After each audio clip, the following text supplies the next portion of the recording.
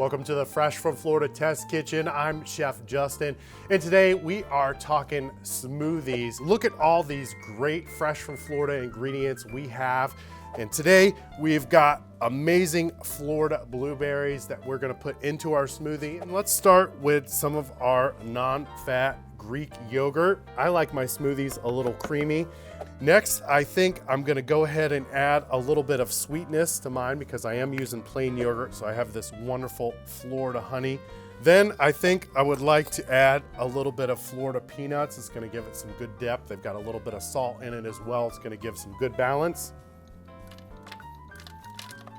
Let's go ahead and get some of this spinach in here. I'm also gonna add just a little bit of some natural vanilla. We've already got a lot of great ingredients in our smoothie. Now it's time to add our hero, which is our Florida blueberries. These look delicious and they're gonna give it some great flavor, a little bit of sweetness. All right, let's get this blended up.